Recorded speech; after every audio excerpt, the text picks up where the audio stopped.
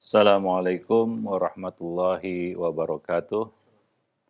Alhamdulillah, nahmaduhu wa nasta'inuhu wa nastaghfiruh wa na'udzu billahi min syururi anfusina wa sayyiati a'malina may yahdihillah fala mudhillalah wa may yudlil fala hadiyalah. Asyhadu an la ilaha illallah wahdahu la syarikalah wa asyhadu anna Muhammadan abduhu wa rasuluh.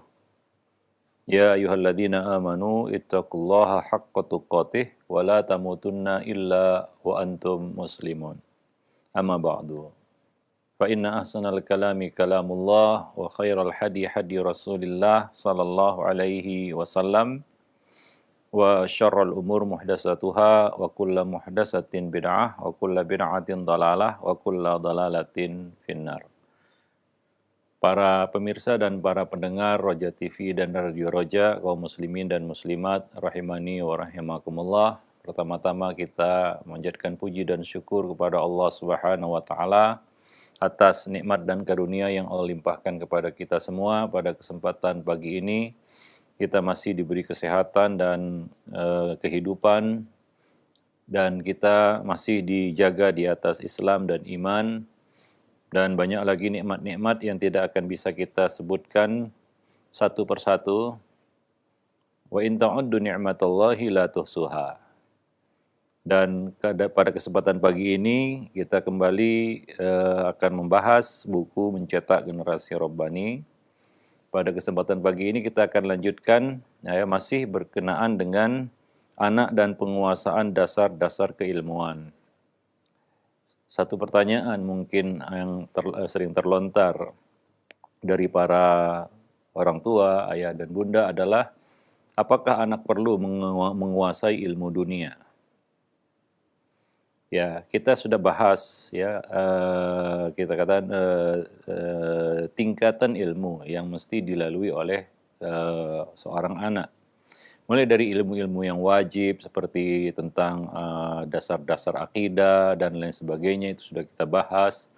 Demikian juga ilmu-ilmu alat yang akan membantunya untuk memahami agama, mulai dari kita katakan dasar-dasar yang berkaitan dengan Al-Quran dan hadis, dan juga ilmu alat seperti ilmu bahasa, mulai dari bahasa Arab sampai bahasa-bahasa lainnya.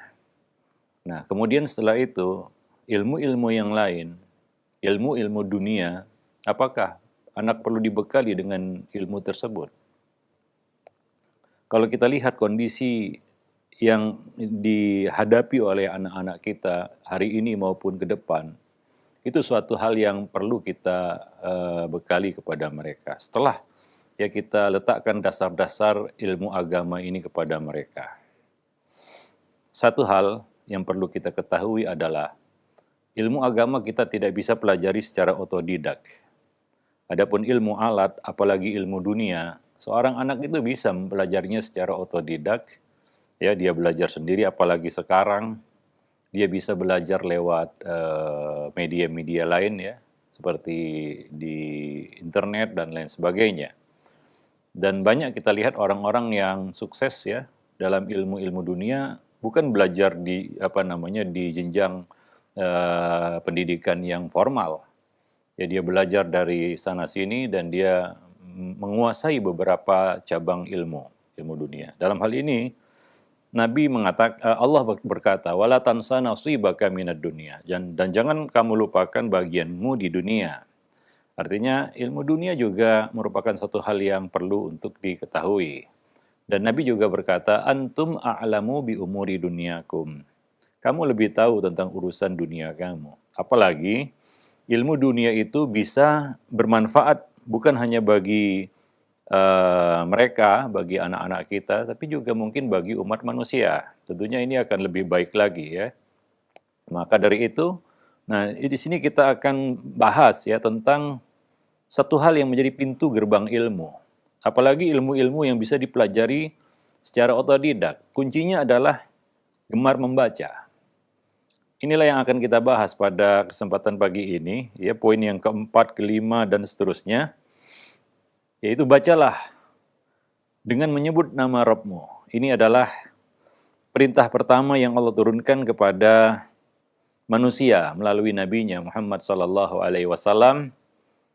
Allah berkata, "Iqra bismi rabbikal ladzi khalaq. Khalaqal insana min 'alaq. Iqra wa rabbukal akram. Alladzi 'allama bil qalam. 'Allamal insana ma lam ya'lam." Bacalah. Ini perintah pertama, perintah untuk membaca. Dengan menyebut nama Rabbmu yang menciptakan. Dia telah menciptakan manusia dari segumpal darah yang melekat pada dinding rahim hingga terjadilah proses seorang anak Adam, anak manusia. Bacalah dengan Rabbmu dan Rabbmu lah yang maha mulia, yang mengajar manusia dengan pena, dan dia mengajarkan manusia apa yang tidak diketahui, yang tidak diketahui oleh mereka, oleh manusia. Ya, jadi ini perintah pertama. Ya, maka laksanakan perintah itu pada diri kita dan ajarkan ia kepada anak-anak kita. Ya. Nah, jadi membaca itu adalah pintu gerbang ilmu, kata orang-orang ya. Jendela ilmu itu membaca. Pintu gerbang ilmu itu adalah membaca. Dan sudah kita sebutkan, ungkapan untuk anak-anak yang pintar adalah kutu buku, yaitu menunjukkan anak tersebut rajin membaca. Ya, nah demikian. Maka kita harus menanamkan ya hal ini pada anak-anak kita, yaitu kegemaran membaca, suka membaca. Ya, apalagi ya kita kaum muslimin ya sangat kita katakan bertolak belakang. Seorang muslim justru malas membaca. Ya, ada motivasi dari Rabb, dari Allah Subhanahu wa taala agar kita suka membaca. Berkaitan dengan ilmu-ilmu dunia yang bisa dipelajari secara otodidak, kuncinya adalah rajin membaca tentunya. Ya, rajin membaca, ya dari situ dia akan bisa berkembang. Karena ilmu dunia ya tidak mengapa kita pelajari secara otodidak, sebagaimana kita jelaskan tadi, ya. Tapi kalau ilmu agama nggak bisa coba-coba. Ya, kalau kita misalnya mempelajari sebuah mesin, ya kita bongkar secara otodidak, walaupun gagal merangkainya kembali ya nggak jadi masalah. Tapi kalau ilmu agama, ya kemudian kita salah memahami, kemudian salah mempraktikkannya, itu berbahaya. Ya, nah amalan seagung jihad saja, kalau dilakukan secara salah kaprah, itu bisa membahayakan justru. Kalau dilakukan tanpa ilmu, seperti yang terjadi hari ini ya dengan semboyan jihad, lalu dilakukan tanpa ilmu, ya ujungnya adalah justru memudaratkan dirinya sendiri dan orang lain. Ya, dalam ilmu agama nggak bisa kita coba-coba, spekulasi, ya kalau benar, alhamdulillah, kalau salah, innalillah, nggak bisa. Ya, kita harus belajar. Al-ilmu qoblal qawli wal amal. Ya, kita harus belajar dari ahlinya, dari ahli ilmu. Maka ada perintah di dalam bab agama untuk fas'alu ahla dzikri in kuntum la ta'lamun. Para pemirsa dan para pendengar yang dimuliakan Allah. Dan sebagian ilmu dunia itu bisa tanpa guru. Sebagian lagi mungkin harus dibimbing ya. Seperti misalnya contohnya ilmu dunia yang berkaitan dengan kedokteran, itu nggak bisa coba-coba, berkaitan itu dengan nyawa manusia soalnya. Maka Nabi mengatakan, "Man tatabbaba fala yu'raf lahu tib ya fahuwa dhaminun." Barang siapa yang berlagak mengetahui ilmu kedokteran, sebenarnya dia tidak menguasainya, lalu terjadi sesuatu, maka dia bertanggung jawab. Walaupun itu ilmu dunia, tapi ini berkaitan dengan nyawa manusia. Tapi banyak dari ilmu-ilmu dunia itu bisa dipelajari secara mandiri ya, secara otodidak seperti yang kita sebutkan tadi. Maka di sini peran kegemaran membaca. Ya mudah-mudahan kita katakan tentunya masa zaman yang kita hadapi hari ini berbeda dengan di masa Nabi ya atau sahabat dahulu ya. Kondisi dunia hari ini berbeda dengan kondisi yang ada pada zaman dahulu ya, tantangannya lebih berat, persaingannya lebih ketat ya, lebih kompetitif. Ya kita tahu hari ini bagaimana ya kita katakan perlunya orang itu menguasai beberapa cabang ilmu supaya dia bisa ya kita katakan mengais rezeki dengan ilmu tersebut. Itu suatu hal yang nggak bisa kita tampik, ya nggak bisa kita nafikan. Maka artinya apa? Anak juga perlu menguasai ya ilmu yang berkaitan dengan dunia mereka, ya. Seperti sekarang misalnya manajemen keuangan itu harus sesuatu yang bisa dimiliki oleh anak-anak kita sehingga mereka punya manajemen keuangan yang baik. Nah, ini berkaitan dengan apa? Dengan pengelolaan rumah tangga. Ya, sehingga mereka bisa mengatur keuangan dengan tepat. Nah, mungkin dulu tidak seperti itu ya, tapi sekarang kan berbeda. Para pemirsa dan para pendengar yang dimuliakan Allah. Nah, demikian ya. Nah, maka di sini kita cantumkan ataupun kita bahas tentang kegemaran untuk membaca bagi anak-anak. Dan tentunya ya di dalam kalimat yang dikemas dan tersusun rapi ada ilmu yang bergizi. Bacaan itu ya, membaca itu menghidupkan ya kita katakan sel-sel otak. Orang yang suka membaca maka wawasannya akan lebih luas, ya. Nah, jadi kita lihat ya kemampuan seorang anak untuk memanage ya kita katakan emosinya, mengontrol emosinya itu karena ya dia orang yang suka membaca, ya suka membaca sehingga mungkin dia bisa lebih mengendalikan, mengontrol emosi. Dan dia bisa berkomunikasi dengan baik, ya, dia bisa berkomunikasi dengan baik, ya, kita katakan kegiatan itu ataupun kebiasaan itu akan menumbuhkan kearifan dan kebijaksanaan, ya. Nah, jadi awalnya adalah membaca. Anak-anak yang dari kecil terbiasa membaca, dia lebih mampu untuk menyerap, menyaring, mengolah dan memaknai informasi. Ya, semakin sering mereka membaca buku-buku yang bermanfaat, literatur-literatur yang positif, yang bermanfaat, ya, maka kemampuan berpikirnya akan lebih matang. Ya, cara berkomunikasinya juga akan semakin baik. Nah, demikian, ya, mereka akan memiliki kerangka berpikir yang runut, yang kokoh dan rapi. Nah, itu dari kegiatan ataupun kebiasaannya membaca. Jadi membaca adalah kegiatan yang memberi rangsangan paling kompleks bagi otak dibandingkan kegiatan yang lain. Ini merupakan salah satu hikmah dan kita katakan hikmah di balik perintah Allah Subhanahu wa taala, Iqra bismi rabbikal ladzi khalaq. Nah, demikian ya.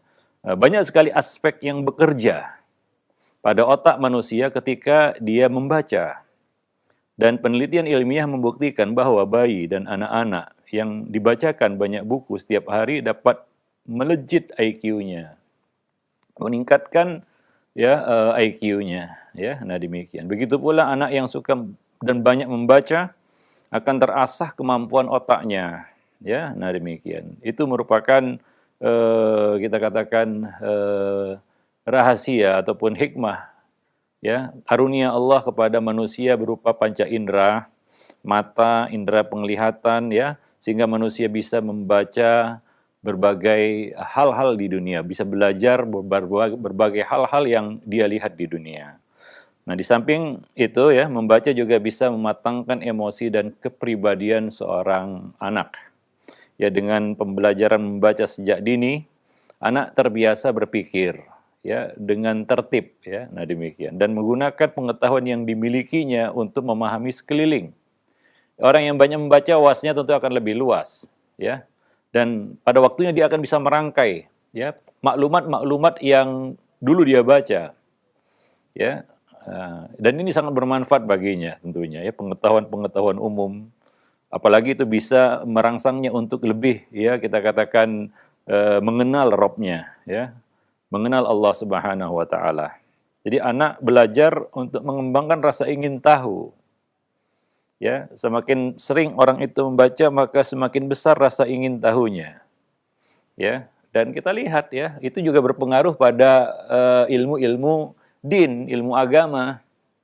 Ya, bukan hanya ilmu dunia ya, ilmu agama tentunya kuncinya juga rajin membaca. Ya, semakin banyak kita katakan hal-hal yang dia baca, perkara-perkara yang dia baca di dalam agamanya, maka dia semakin matang, dia semakin luas wawasannya, ya. Nah demikian. Nah tentunya ya perlu kita tanamkan, kita katakan kesadaran dia untuk membaca, dan kita katakan ketahanan ya, ya dia untuk membaca. Ada orang yang membaca, dia mau membaca, tapi cuma mungkin beberapa paragraf. Setelah itu dia mungkin menutup buku. Ada orang seperti itu, ya ketahanannya membaca mungkin sangat rendah ya. Nah, di sana ada orang-orang yang kalau baca itu bisa berjam-jam. Ya, dia asyik larut masuk ke dalam buku yang dia baca ataupun perkara yang dia baca. Ya, dia mendapatkan kepuasan dari kegiatan aktivitas membaca. Nah, coba lihat anak-anak kita. Ya, sebagian anak-anak itu dia disuguhi buku, mungkin dia baca, dia bolak-balik. Ya, mungkin dia cuma hanya melihat gambar atau sesuatu yang mungkin menarik baginya. Setelah itu dia tinggalkan. Ada anak-anak seperti itu. Dan ada anak yang memiliki ketahanan membaca yang luar biasa. Nah ini tentunya berkaitan dengan pembiasaan dari para pendidiknya tentunya ya. Nah dulu ya ada materi, kita katakan materi pelajaran di sekolah ya, masuk perpustakaan. Ya, memasuki perpustakaan, membaca di perpustakaan, kemudian mempresentasikannya di depan kelas apa yang sudah dibaca. Dulu ada ya mata pelajaran seperti itu. Walaupun perpustakaannya ala kadarnya ya. Saya masih ingat waktu masih SD dulu ada mata pelajaran itu. Ya, masuk ke perpustakaan dan membaca. Ya, tapi sekarang sangat disayangkan. Banyak lembaga pendidikan yang tidak menyediakan sarana ini, yaitu perpustakaan. Ya, sehingga ya kita katakan bagaimana anak-anak ya punya kegemaran untuk membaca buku. Ya, nah ya sangat disayangkan sekolah sekarang lebih fokus untuk menyediakan sarana-sarana olahraga ya daripada perpustakaan. Ini sudah kita singgung sebelumnya dan kita singgung lagi di sini karena ini kita katakan gejala yang fenomena yang muncul ya di tengah-tengah kita katakan dunia pendidikan kita. Banyak sekolah-sekolah itu hingga juga sampai pondok pesantren ya yang lebih semangat ya untuk menyediakan sarana olahraga lengkap. Mungkin tuntutan dari wali atau juga karena persaingan dengan tetangga sebelah ya, pesantren-pesantren yang lain yang sudah punya fasilitas ini, wah kita belum, akhirnya berlomba-lomba di situ. Tidak ada mungkin atau jarang sedikit kita dengar ya lembaga pendidikan ya kita ambil contoh di pesantren yang bersaing dalam menyiapkan ya perpustakaan yang lengkap bagi sekolahnya. Nah demikian. Nah ini sangat disayangkan. Ya, karena salah satu fungsi dari keberadaan perpustakaan di sekolah adalah untuk menumbuhkan minat baca pada anak-anak. Ya, dan lebih dari itu, mereka bisa mengenal literatur ilmiah yang sangat banyak, sangat luas, apalagi berkaitan dengan ilmu agama. Ya, nah demikian. Wallahu a'lam bishawab. Jadi ini yang perlu kita tanamkan kepada anak-anak kita, sehingga mungkin dia bisa berjalan sendiri nanti. Apabila dia sudah punya kesadaran untuk membaca, dia menyisihkan setiap hari waktu untuk membaca, ya maka ini akan mudah baginya untuk menapaki jalur ilmu ya di kemudian hari. Ketika dia sudah dewasa, kebiasaan itu akan membawanya, menggiringnya kepada hal yang positif. Ya, nah demikian. Tapi bagaimanalah sekarang mahasiswa ya disuruh buat tesis ataupun karya tulis, ya bukan dia yang nulis tapi dia suruh orang lain, ya karena kadang-kadang dipersilakan untuk mencari bahan materi di perpustakaan, dia nggak ngerti perpustakaan dan nggak betah di perpustakaan. Banyak ya anak-anak masuk perpustakaan itu linglung dia, tempat apa ini, ya. Dan anak-anak kalau dibawa misalnya ke pusat perbelanjaan, yang dikejarnya, yang ditujunya bukan toko buku, ya, bukan toko buku, tapi toko mainan, toko hiburan dan lain sebagainya. Ya, pernah kita sampaikan juga ini dari ya kita katakan owner langsung ya, yang punya toko buku. Ya, saya tanya langsung, kira-kira yang paling banyak masuk ke toko buku itu rentang usia berapa? Dia berkata ya 50 tahun ke atas rata-rata, 40, 50 dan yang lebih banyak lagi 50 tahun ke atas. Ya, yang nyari buku, yang baca buku, yang beli buku. Remaja hampir bisa dikatakan tidak ada remaja yang tertarik untuk datang ke toko buku apalagi membeli buku. Ya, tertarik untuk datang ke toko buku saja tidak ada. Apalagi membeli bukunya, apalagi membacanya. Ya, sekarang mungkin tempat yang paling favorit bagi remaja-remaja kita adalah kafe mungkin ya. Nah, apalagi ada wifi-nya gitu ya. Udah betah dia berjam-jam di situ, ya. Nah demikian. Nah, tentu saja ini yang kita inginkan ya, peran dari orang tua di rumah dan juga guru-guru di sekolah. Ya, sekolah juga harus menciptakan ya suasana ya membaca di sekolah itu. Demikian juga di rumah ya. Nah, demikian ya, hendaknya rumah kita ya dilengkapi dengan juga literatur-literatur yang bermanfaat sebagai bahan bacaan, perpustakaan mini kita katakan seperti itu ya. Nah, itu penting untuk kita siapkan di rumah-rumah kita ya.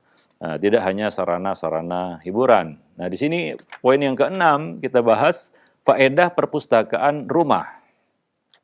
Ya. Kalau sekolah mungkin itu satu hal yang wajib ya. Tapi kalau di rumah ini satu hal yang sangat positif, sangat dianjurkan membangun perpustakaan rumah yang berisi banyak buku-buku bermanfaat, bacaan-bacaan bermanfaat. Terutama ilmu agama ya. Dan juga mungkin dilengkapi dengan ilmu-ilmu yang lainnya sebagai bahan bacaan. Ya, nah demikian. Sehingga anggota keluarga, ayah, ibu dan anak-anak di rumah ya ada ya kita katakan taman bacaan bagi mereka atau disediakan ruang baca ya di mana berkumpul itu untuk saling untuk membaca ya. Nah, ini adalah satu ya kita katakan hal yang positif yang bisa kita wujudkan di rumah-rumah kita ya. Dan sudah sering kita singgung ya, kita lihat masuk ke dalam rumah kaum muslimin yang terlihat di dalam rumah mereka adalah hal-hal yang kadang-kadang anfaedah ya, atau sedikit faedahnya. Bahkan ada yang sebenarnya itu haram ya, seperti alat-alat musik ya yang masih ada di rumah-rumah kaum muslimin ya. Tapi yang anfaedah tadi lebih banyak lagi ya yang kadang-kadang ya itu tidak bisa dibeli dengan harga yang murah, artinya harganya mahal. Ya, sayang-sayang sebenarnya. Bahkan sebagian barang-barang yang perabotan rumah tangga atau pernak-pernik ya rumah itu masuk dalam kategori mubazir. Ya, mubazir. Ada yang hanya pajangan belaka dan ada yang justru menjadi ajang untuk berbangga diri. Ya, untuk bermegah-megah. Ya, misalnya memajang keramik-keramik yang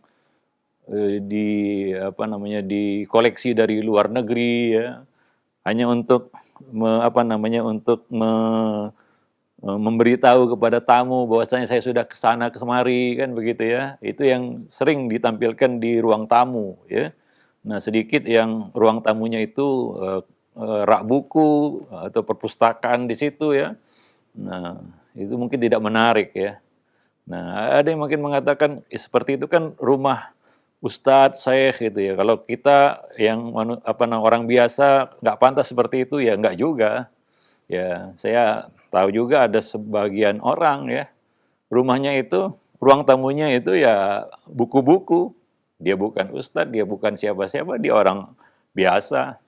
Tapi ini masalah kesadaran ya, dan juga kita katakan pemanfaatan dari harta kita untuk hal-hal yang mungkin lebih bermanfaat ya bagi bukan hanya bagi diri kita juga bagi orang lain, terutama bagi anak istri kita. Wallahu alam bisawab. Jadi perpustakaan di rumah itu sangat penting, sekalipun sederhana ya. Kita mengoleksi buku-buku, majalah-majalah Islami dan bacaan-bacaan yang bergizi lainnya yang bisa dimanfaatkan oleh anggota keluarga kita. Nah, mungkin setiap orang tua biasa menyediakan kotak P3K di rumah. Wah, itu harus ada. Wajib ada katanya. Ingat ya, jika alat kesehatan ini amat penting untuk mengobati tubuh yang sakit, itu kan untuk penyakit jasmani itu P3K. Maka perpustakaan Islam tentu saja tidak kalah penting itu. Disediakan untuk mengobati penyakit-penyakit rohani, ya. Untuk mengobati akal yang lemah, jiwa yang lemah, maka perlu bacaan tadi. Ya, karena itu adalah ilmu. Maka jangan sampai ya kita katakan hal ini terlewat dari rumah-rumah kita. Wallahu a'lam bishawab. Jadi perlu ya kita wujudkan hal ini di dalam rumah kita. Dan tentunya menyediakan dan menyiapkan sebuah perpustakaan rumah itu bukanlah perkara yang sulit sebenarnya. Modalnya juga nggak begitu besar dibandingkan kita harus membeli lemari kaca, ya tempat keramik-keramik yang kristal-kristal yang mahal itu, atau guci yang besar sebesar manusia bisa masuk ke situ, ya. Dan banyak lagi pernak-pernik rumah tangga yang ya kita katakan kebanyakan latah ya. Orang buat seperti itu, kita tiru juga seperti itu. Ya, misalnya ya seorang istri ataupun seorang wanita datang ke rumah temannya, dia lihat, wah begini begitu perabotan ini itu, lalu dia ingin tiru di rumahnya juga, kan seperti itu biasanya. Ya, nah demikian. Banyak latah. Akhirnya banyak uang keluar itu tidak kurang faedahnya, mubazir, ya. Nah, ingat ya bahwa setan juga campur tangan dalam urusan harta dan anak-anak kita. Ya, urusan harta dan anak-anak kita. Wallahu a'lam bishawab. Nah, jadi kita harapkan ya anak-anak kita punya minat baca yang tinggi. Dan kita sangat prihatin ya, Indonesia sebagai salah satu negara ya muslim yang terbesar, kaum muslimin jumlahnya ya, mayoritas, dan termasuk yang besar juga di dunia, tapi minat baca penduduknya itu sangat rendah. Ini yang kita katakan memprihatinkan sekali. Maka ya kita katakan tadi, minat baca ini harus ditumbuhkan di rumah, dari rumah, dan juga di sekolah, ya di sekolah. Ya, jadi kita anjurkan juga kepada pemangku kebijakan di lembaga-lembaga pendidikan, ya mudah-mudahan ini bisa diwujudkan, yaitu segera ya mewujudkan perpustakaan yang ya kita katakan layak untuk sebuah ya institusi pendidikan, ya. Nah demikian, untuk sebuah lembaga pendidikan, untuk sebuah sekolah ataupun pesantren, ya. Aib sebenarnya kita katakan sekolah ataupun pesantren ya itu tidak ada perpustakaan. Ya, tidak ada perpustakaannya, aib sebenarnya, ya. Nah demikian, apa sih yang ingin dikejar dari lembaga pendidikan itu? Ya, apa ini sekolah jadi atlet begitu? Ya, anak itu bisa main ini, bisa main itu, wah, lincah berolahraga, ya. Nah, apa memang tujuannya itu?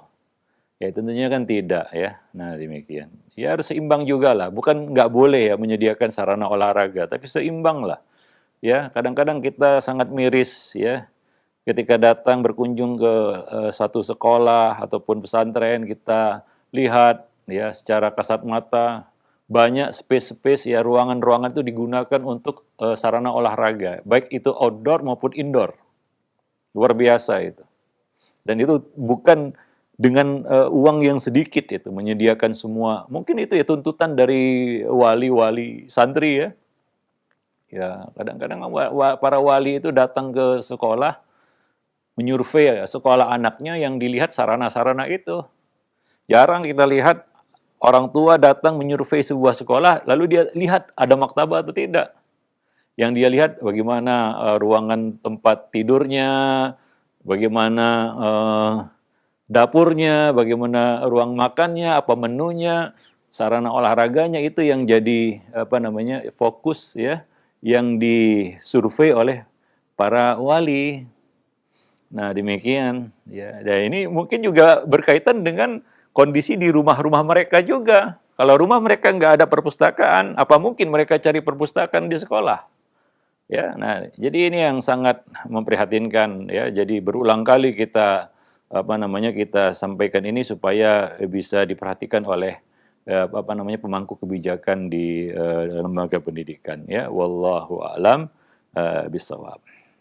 Para pemirsa dan para pendengar yang dimuliakan Allah, tadi sudah kita bisa bicarakan juga tentang urgensi ilmu pengetahuan dan teknologi. Ya, kita hidup di zaman seperti yang kita ketahui sekarang ini. Ya, ilmu pengetahuan dan teknologi berkembang begitu pesat. Kita nggak bisa memusuhi ilmu pengetahuan dan teknologi. Itu bukan sikap yang bijak juga, karena sebagian orang antipati dan memicingkan mata, bahkan menutup mata dari yang namanya ilmu pengetahuan dan teknologi. Bahkan ada kesan seolah-olah ilmu pengetahuan dan teknologi membahayakan iman mereka. Ya, Ibnu Taimiyah mengulas banyak hal ini di dalam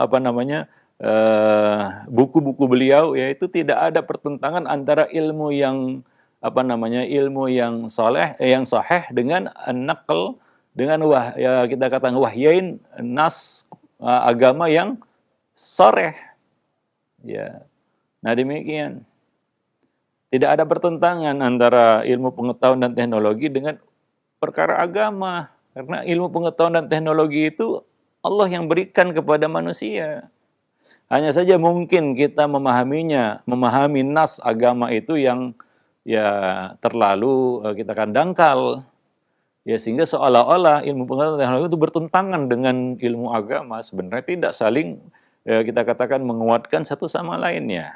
Ya, maka di sini itu salah satu hal yang perlu kita perhatikan juga adalah memberikan bekal bagi anak, modal bagi anak untuk menguasai ilmu pengetahuan dan teknologi atau iptek. Ya, nah, sangat indah jika iptek itu dibangun di atas iman. Ya. Kata orang, iptek dibangun di atas imtak gitu. Ilmu pengetahuan dan teknologi yang dibangun di atas dasar iman dan takwa. Ini seperti nurun ala nur, ya. Cahaya di atas cahaya, kebaikan di atas kebaikan. Sering kita ungkapkan, ya, banyak penemuan-penemuan, kita katakan penemuan ya, bukan penciptaan. Penemuan-penemuan yang ditemukan oleh manusia, itu memberikan faedah yang luar biasa bagi umat manusia. Dan luar biasanya jika seandainya seorang muslim ya bersaham kebaikan di dalam ilmu pengetahuan dan teknologi. Ya, bukan hanya kebaikan dunia yang dia dapatkan, tapi juga pahala yang mengalir terus mungkin menjadi amal jariah baginya. Al-ilmun nafi', ilmu yang bermanfaat. Ya, ada banyak hal-hal yang bisa digali dari ilmu pengetahuan dan teknologi yang Allah buka luas sekarang ini bagi umat manusia. Ya, dan akan lebih indah lagi jika itu di tangan orang yang benar, yang beriman dan bertakwa tadi. Karena ilmu pengetahuan teknologi itu seperti pisau bermata dua saja ya. Jika dipegang oleh orang-orang yang beriman dan bertakwa akan menjadi suatu kebaikan. Tapi kalau jatuh di tangan orang yang jahat, itu bisa menjadi keburukan juga. Para pemirsa dan para pendengar yang dimuliakan Allah. Ya, jadi sebagai orang tua, ya pasti tidak ingin ya bila anak kita dibilang gaptek misalnya ya, gagap teknologi. Ya, dalam hal ini maka Rasul pernah bersabda, ya, hadis yang sahih riwayat Muslim, dan hadis ini sangat masyhur juga. Nabi berkata, antum a'lamu bi amri dunyakum. Kamu lebih tahu urusan dunia kamu. Ini ada asbabul wurudnya, yaitu ketika orang-orang di Madinah melakukan perkawinan silang pada pohon-pohon korma mereka, Nabi sempat melarang itu dan mereka berkata, ya Rasulullah, ya hal itu akan menambah apa kita katakan hasil dari buah korma tersebut. Maka Nabi mengatakan ini, antum a'lamu bi amri dunyakum. Artinya lakukan kalau itu memang baik, ya. Karena Nabi tidak menguasai itu, ya. Saya tidak menguasai itu, kata Nabi. Kamu menguasainya, maka kamu lebih tahu tentang urusan dunia kamu. Para jemaah yang dimuliakan Allah. Nah, ini ada semacam sinyal dari Nabi untuk membuka kesempatan seluas-luasnya bagi umat beliau untuk berkreasi dalam urusan-urusan dunia yang membawa manfaat bagi manusia. Kalau kita semangat buat bid'ah, maka bid'ah dalam urusan dunia. Ya, karena dalam urusan dunia ada yang hasanah dan ada yang sayyi'ah. Ya, maka berlomba-lombalah membuat satu yang baru dalam urusan dunia yang bagus, yang hasanah. Mungkin ini yang dimaksud oleh Imam Syafi'i ya, bahwasanya bid'ah itu ada dua gitu ya dalam urusan-urusan seperti ini. Ya. Nah, ada yang hasanah dan ada yang buruk. Nah, demikian. Banyak ilmu pengetahuan itu bermanfaat bagi ya agama ya, bagi agama. Ya, seperti misalnya pemanfaatan teknologi di dalam urusan-urusan agama. Ya, kan luar biasa itu. Ya, kita bisa berangkat umroh dan haji hanya dengan beberapa jam saja dengan pesawat terbang. Ya, tentunya proses untuk menciptakan sebuah pesawat terbang itu bukan hal yang sederhana, yaitu sangat rumit sekali. Perlu kumpulan dari orang-orang yang menguasai ilmu pengetahuan dan teknologi untuk menciptakan sebuah pesawat seperti itu.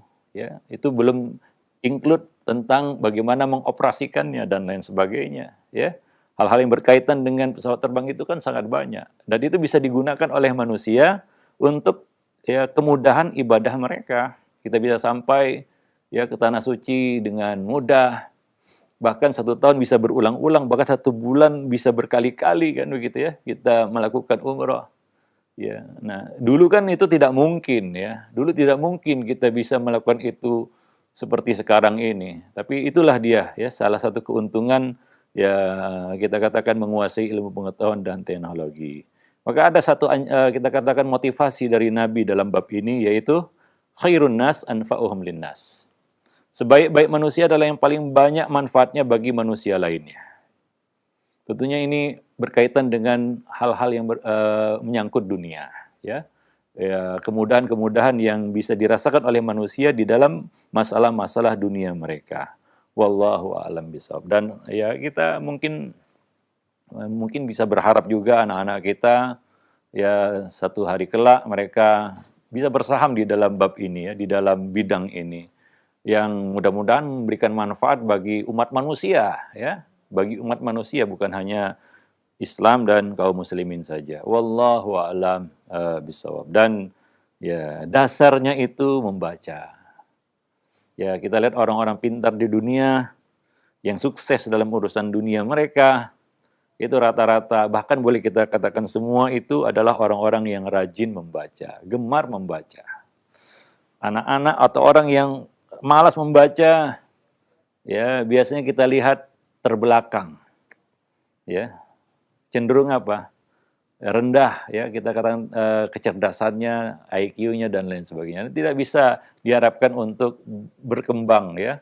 Apalagi ya kita katakan menciptakan ataupun menemukan sesuatu yang bermanfaat bagi manusia. Dan cenderung malas, orang yang malas membaca, ya cenderung dia adalah orang yang pemalas juga, ya. Wallahu a'lam bishawab. Nah, demikian mungkin apa yang bisa kita sampaikan dalam kesempatan yang berbahagia ini. Nanti akan kita lanjutkan pada pembahasan yang lainnya, yang ke-8 di dalam bab ini, yaitu bagaimana kita memberikan kebebasan kepada anak tapi terarah, ya. Ini akan kita bahas pada pertemuan yang akan datang insya-Allah. Ya, nah demikian saja. Subhanakallah bihamdik.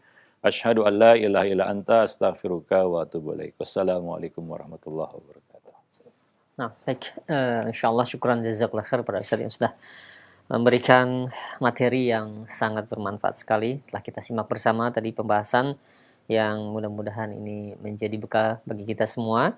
Yang tadi telah disebutkan di awal menjadi bekal ilmu yang bermanfaat yang bisa kita berikan kepada anak keturunan kita, menjadi mereka yang menjadi generasi yang soleh dan solehah. Baik, untuk selanjutnya kami buka sesi interaktif bagi Anda para pemirsa ataupun pendengar yang ingin bertanya. Silahkan Anda bisa mengirimkan pertanyaannya di nomor layanan pesan singkat Baik, yang pertama Ustadz, ada pertanyaan dari Abdillah di Bekasi. Assalamualaikum warahmatullahi wabarakatuh. Ya Ustadz, sekarang ini ada beberapa sekolah yang menawarkan belajar agama saja.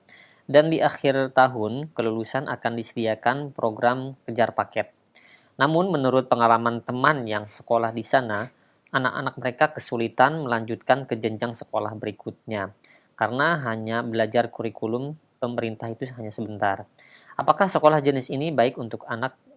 Mohon penjelasannya, ataukah lebih baik sekolah yang proporsionalnya agama dan atau lebih baik sekolah yang proporsional agama dan dunianya itu seperti apa Ustadz? Mohon nasihat dan jawaban. Ya, ini mungkin salah satu hal yang sangat dilematis ya bagi para orang tua. Iya. Sebenarnya sudah kita singgung sebelumnya tentang penggalian bakat ya pada anak. Anak itu mau diproyeksikan kemana ya. Sehingga arah pendidikan juga semakin jelas ya. Ada anak yang memang mungkin dia punya bakat untuk ya menjadi seorang dai atau penulis atau apa yang berkaitan dengan agama kan begitu ya. Nah, mungkin dia bisa diseriusi di situ, artinya bisa dikhususkan untuk belajar itu. Dan tidak perlu ataupun kita katakan juga jadi buang-buang waktu kalau dia ya juga mempelajari hal-hal yang mungkin tidak menjadi minatnya juga kan begitu ya.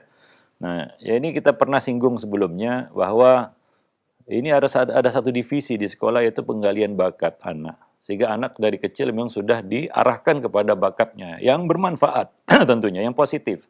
Ini sudah kita bahas sebelumnya ya di bab-bab sebelumnya.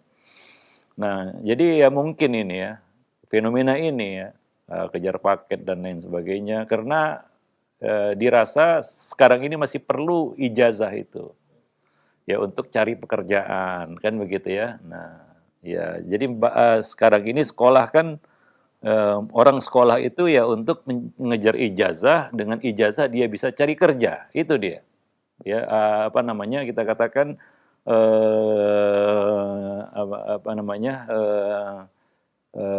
kita katakan cara berpikirnya seperti itu ya. Nah, ya anak ini dapat ijazah dan dengan ijazah dia bekerja. Ya. Padahal banyak anak-anak juga yang sebenarnya nggak perlu ijazah dan ijazah nggak terpakai, gitu ya. Ujung-ujungnya ijazah nggak terpakai karena kenapa? Karena sebagian anak mungkin punya bakat entrepreneur ya. Dia bisa, dia mungkin berbakat untuk apa namanya menjadi seorang pedagang ataupun pebisnis dan dia punya apa namanya kita katakan bakat di situ. Nah, dan ya itu tadi. Ya, manusia tidak memiliki kita katakan bakat yang sama, ya berbeda-beda. Ada yang memang bisanya ya jadi guru ya, untuk diserahi tugas untuk berniaga ya hancur lebur perniagaannya. Nah, ada yang bisanya berniaga, kalau disuruh ngajar pun ataupun apa dia nggak akan bisa berdiri di depan kelas dan berbicara di hadapan anak murid. Itu satu hal yang sangat berat baginya ya. Mungkin dia tidak punya bakat di situ. Jadi ini yang sebenarnya perlu dimiliki oleh lembaga-lembaga pendidikan kita, yaitu divisi tentang penggalian bakat anak. Sehingga anak bisa ya dari kecil sudah diarahkan kepada bakatnya, dan ini memang perlu ya SDM yang mumpuni ya, yang cukup untuk itu.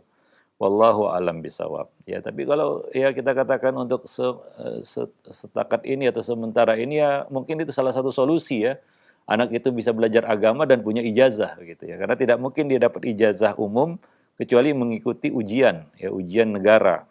Ya, nah kebetulan disediakan paket-paket itu ya. Nah, hingga bisa dia kejar itu paket untuk mendapatkan selembar ijazah. Walaupun mungkin ya dalam kenyataannya, dalam realitanya, dalam kehidupannya juga dia tidak menggunakan ijazah itu sampai mati kan begitu. Wallahu a'lam bishawab. Nah, itu aja mungkin. Nah, iya baik, syukran jazakallah khair atas jawabannya, demikian untuk yang bertanya. Dan selanjutnya yang kedua, kami angkat kembali di layanan pesan singkat. Ada pertanyaan, ya Ustadz, sedari kecil anak kami terlihat kecerdasannya di atas rata-rata dengan anak yang lain. Tapi ternyata ketika anak tersebut beranjak besar, maka terlihat biasa saja. Apakah anak yang terindikasi berbeda kecerdasannya di atas rata-rata atau jenius dari kecil, namun jika salah dalam didikan, maka bakat tersebut akan mati terpendam. Jadi pertanyaan, akankah tetap ada kejeniusan itu dan bagaimana cara menumbuhkannya lagi? Iya, makanya ini berkaitan dengan apa yang kita jelaskan tadi ya. Ya, bakat itu harus diasah, ya, diarahkan, disalurkan dan diberi jalan bagi dia untuk apa namanya mengembangkan bakat itu. Yes, ya, itu yang kita harapkan ada di sekolah-sekolah, divisi pengembangan bakat. Ya, melihat misalnya beberapa anak berpotensi, ya kadang-kadang sayang dengan potensinya begitu ya, tidak berkembang. Ya, kita sudah sampaikan kemarin ya hadis Nabi ya. Kita ulang lagi sedikit di sini. Kebetulan ada pertanyaan tentang ini, yaitu bagaimana Nabi bisa membaca bakat yang ada pada seorang bocah ya, Zaid bin Sabit yang ternyata memiliki kemampuan untuk mempelajari ya ilmu bahasa yang luar biasa, yang lebih daripada anak-anak lainnya ya, di atas rata-rata. Maka Nabi menganjurkannya untuk ya mengasah bakat itu dan memberikan jalan baginya ya sehingga bermanfaat bagi Islam dan kaum muslimin. Ya, bayangkan seorang Zaid bin Sabit bisa menguasai bahasa asing ya, bukan bahasa ibu, yaitu bahasa Syriani dalam waktu cuma 2 pekan. Ya, 14 hari. Ya, ini sudah kita bahas secara panjang lebar kemarin ya. Nah, bahwa Nabi mengarahkan kita untuk bisa melihat bakat anak, terutama para orang tua yang menyertai anak ini dari kecil. Ya mungkin dia tahu keistimewaan-keistimewaan yang ada pada anak ini. Tapi sayang kadang-kadang orang tua tidak punya partner ya. Bagaimana dia bisa menyalurkan bakat anak-anaknya ya. Nah, sementara lembaga pendidikan juga tidak ya kadang-kadang juga tidak peduli dengan hal-hal semacam ini. Ya, maka banyak hal-hal yang perlu kita perbaiki dari kita katakan lembaga pendidikan kita. Bukan hanya sebatas mendapatkan ijazah selembar, itulah prestasi. Ya, manusia dinilai dengan angka-angka yang kadang-kadang semu ya. Ya, hasil ujian atau hasil tes ya berupa angka itu kadang-kadang tidak akurat juga ya. Nah, tapi bakat yang memang secara real ada pada anak itu tidak tersentuh begitu. Nah, demikian. Wallahu alam bisawab. Jadi ya, itu yang kita harapkan dari lembaga pendidikan. Nah, misalnya ini seperti ini pertanyaannya, orang tua ini bingung dia. Dia punya anak, punya bakat lebih dari rata-rata, tapi mau salurannya di mana? Kemana mau disalurkan ini? Ya, karena tidak ada salurannya ya mentah. Ya, kalau pisau aja nggak diasah tumpul, begitu ya. Apalagi ya kita katakan otak manusia ya kalau nggak diasah tumpul juga. Nah, demikian ya. Wallahu alam bisawab. Ya. Tapi ya untuk menuju ke arah itu mungkin ya perlu perjuangan juga ya. Ya, sekolah-sekolah harus berbenah diri terus ya, jangan merasa puas dengan apa yang sudah dicapai. Itu yang kita ingatkan kepada lembaga-lembaga pendidikan. Berarti tergantung orang tuanya juga mengarahkannya saja. Iya, tergantung orang tua. Orang tua pasti lebih kenal ya, dengan anaknya daripada orang lain. Tapi seperti yang kita sebutkan, orang tua tahu ya tentang bakat dan kelebihan anak ini. Ya, keistimewaan yang dimiliki oleh anaknya. Cuma nggak ada salurannya. Nah, tidak ada salurannya. Ya, nah mending dulu ya anak-anak berprestasi itu ada apa namanya dikasih kesempatan untuk loncat ya. Iya, betul. Bercepat ya apa namanya Belajarnya, tingkatannya begitu sehingga dia bisa berkembang ya lebih cepat lagi begitu ya. Karena kalau dia ikuti anak-anak yang normal mungkin nggak dia jadi apa namanya jadi tidak semangat juga kan begitu ya. Nah, demikian. Nah. Wallahu a'lam bishawab. Nah, iya baik. Syukran jazakallahu atas jawaban dan nasihat Ustaz demikian. Dan selanjutnya kami angkat kembali di layanan pesan singkat. Ya Ustadz, anak kami masukkan ke pondok. Namun setelah 1 tahun lebih berjalan, hasilnya kurang berjalan baik. Naik kelas pun bersyarat. Mohon sarannya Ustadz. Saya ingin tetap melanjutkan anak tersebut belajar di pondok, tapi takutnya malah menjadi tekanan batin untuk anaknya. Dan saya juga bingung, saya ingin mengarahkan ke sekolah umum, tapi saya takut akan pendidikan agamanya. Mohon sarannya Ustaz. Iya, tentunya para orang tua ya sebelum menitipkan anaknya ke sebuah lembaga pendidikan apapun bentuknya, sekolah maupun pondok pesantren ataupun boarding school dan lain sebagainya, dia harus mensurvei ya, dia harus cari tahu apa yang ada di dalamnya ya, konten-konten yang ada di dalamnya, siapa yang menjalankannya dan lain sebagainya. Ya, sehingga ya dia punya bayangan ini anak ini akan diapain begitu ya. Nah, bagaimana dia melewati jenjang pendidikannya. Nah, ya kadang-kadang orang tua itu kan ya ada yang kemakan iklan juga kan begitu, ada yang karena anak tetangganya di sana dia juga ikut di sana kan begitu ya. Ada atau anak sahabatnya di sana dia ikut juga ke sana tanpa dia tahu apakah anak itu apakah pondok itu pesantren itu cocok untuk anaknya dan untuk keinginannya kan begitu ya. Nah, ya jadi ya perlu dia apa namanya ya dia survei dan dia cari tahu ya, apa sistem yang berlaku di situ ya. Sebelum ya nantinya dia akhirnya kita katakan harus menarik anaknya dan mencari di tengah jalan itu sangat susah itu ya. Menarik anak dari sebuah sekolah kemudian memasukkannya ke sekolah yang lain itu kan perkara yang ya sulit juga ya, ribet itu. Banyak hal-hal yang perlu diurus untuk itu. Nah, demikian. Wallahu a'lam bishawab. Ya kadang-kadang ada pondok itu ya standarnya tinggi ya. Sementara ketika dia masukkan anak ke pesantren itu ataupun ke pondok itu, anak itu tidak punya dasar hingga dia keteteran misalnya ya, untuk mengikuti pelajaran yang ada di situ. Mungkin ini nggak cocok bagi anaknya di situ. Ya kadang-kadang gitu, wah belajar ini belajar itu.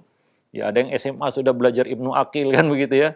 Ya, sementara mungkin anaknya dari SMP mungkin tidak mengikuti kita kan kurikulum seperti itu. Ya pasti anaknya pasti akan ke kelimpungan istilahnya untuk mengikuti pondok yang punya kurikulum seperti itu. Jadi ini harus dipelajari oleh para orang tua, kurikulum apa yang dijalankan kan begitu, nyambung nggak dengan apa yang sudah dijalani oleh pendidikan yang dijalani oleh anak-anak kita atau bagaimana? Wallahu a'lam bishawab.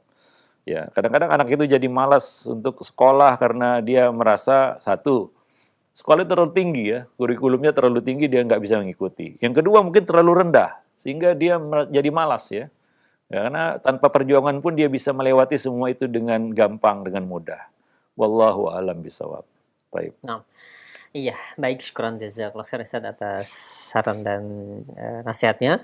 Dan selanjutnya mungkin kita akan coba Ustaz ya untuk layanan telepon karena ini kita menggunakan fasilitas yang telah diinginkan. Baik, yang pertama, yang mohon maaf, yang untuk selanjutnya kami ajukan pertanyaan kembali. Assalamualaikum warahmatullahi wabarakatuh. Ya Ustadz, saya memiliki anak yang akan beranjak masuk sekolah tingkat SD. Dari ibunya ingin nanti saja masuk pondok itu tingkat SMP. Namun dari saya ingin dia dilatih dari kecil pondok itu masuk ke dari tingkat SD. Nah, baiknya bagaimana Ustadz? Mohon jawaban dan sarannya. Iya, mungkin untuk tingkatan SD memondokkan anak itu sangat berisiko ya. Apalagi kondisinya kita jauh dari anak. Ya, ada sebagian orang tua yang mau berkorban, anaknya dipondokkan, lalu dia nempel anak istilahnya ya.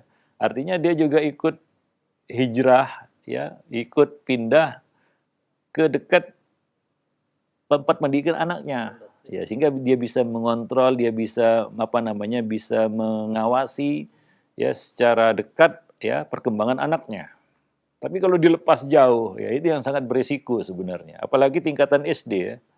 Anak itu perlu kasih sayang orang tua tentunya dan itu tidak bisa dititip dan sudah kita kita jelaskan berkali-kali mungkin ya bahwa kasih sayang itu tidak bisa dititip. Misalnya kita katakan kepada guru di pondok ya, Ustadz tiap pagi belai kepala anak saya dan katakan ini dari orang tuanya gitu. Nggak bisa kan? Ya, nah jadi kasih sayang itu harus langsung dia diberikan ya. Nah, jadi sebagian orang tua ada yang berkorban gitu ya. Dia ikut pindah ke dekat pondok pesantren, ponpes anaknya untuk bisa menempel anaknya lebih dekat atau dekat dengan anaknya. Tapi ada sebagian orang tua juga nggak peduli. Ya, dia buang jauh-jauh anaknya dan dia cuma dapat berita aja. Ya kadang-kadang pun SPP juga telat-telatan kan begitu. Nah, telat membayarnya kan gitu. Dan ini kan sangat berisiko ya. Dia nggak tahu bagaimana perkembangan yang terjadi pada anaknya. Maka saya katakan memondokkan anak ya itu perlu pengorbanan dari orang tua. Ya. Ya kalau bisa ya kita memondokkan anak dalam dalam apa tingkatan usia seperti itu ya kita nggak jauh-jauh dari mereka. Ya.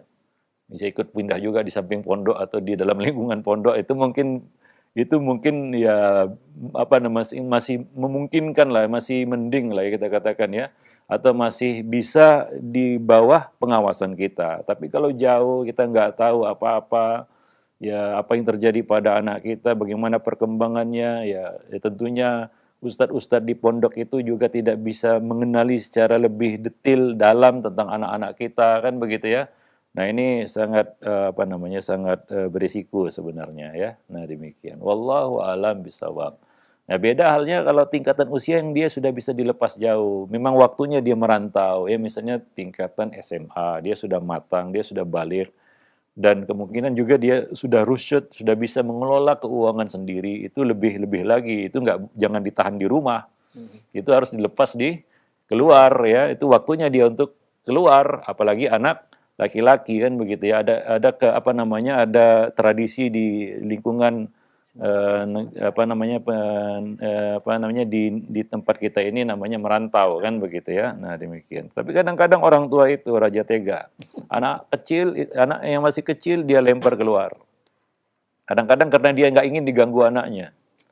Nah begitu anak itu sudah matang, waktunya untuk keluar, waktunya untuk merantau istilahnya ya. Justru dia tarik ke rumah untuk bantu orang tua alasannya.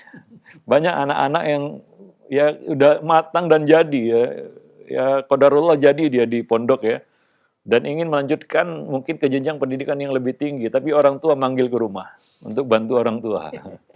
Ya, ini kan orang tua yang mau enaknya saja kan begitu ya. Nah, jadi jangan jadi raja tega lah gitu ya. Kasihan anak-anak itu.